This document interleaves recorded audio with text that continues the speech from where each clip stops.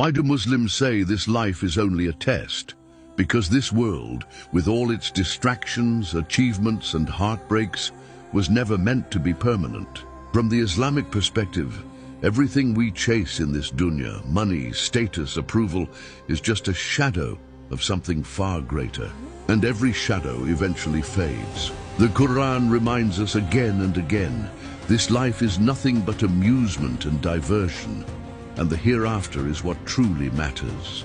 Surah Al-Ankabut says, "Do people think they will be left alone after saying, 'We believe,' without being tested?"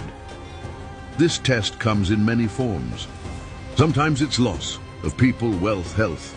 Sometimes it's abundance, power, ease, or beauty. The test isn't always in pain. Sometimes it's hidden in comfort.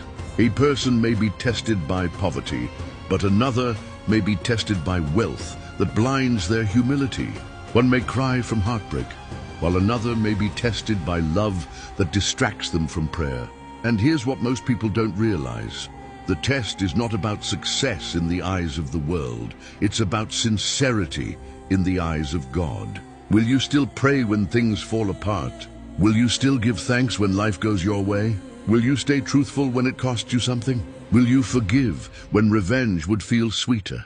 Allah says in Surah Al-Mulk, He created death and life to test which of you is best in deeds.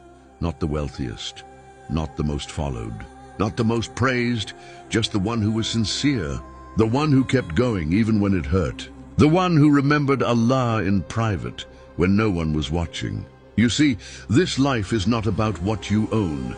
It's about what you carry with you to the next one. And you carry nothing except your faith, your actions, and your intentions. The Prophet Muhammad said, "The most severely tested of people are the prophets, then those closest to them in righteousness." Why? Because elevation comes through purification. And purification often feels like pain before it feels like peace. So when life gets heavy, it's not a sign of rejection. It's a sign that your soul is being refined, that you're being shaped for something eternal. Even your silence, your patience, your quiet tears at night, they're all being recorded. Not one breath is wasted. Not one dua goes unheard. This world is an exam room. Some questions are hard, some are unexpected. But the one who gave you the test also gave you the answers. So don't get distracted by temporary scores. Don't compare your paper with someone else's. Just focus on passing your own test. Because when the paper is taken back and the results are read out loud, you'll realize this life was never random. It was always a divine design.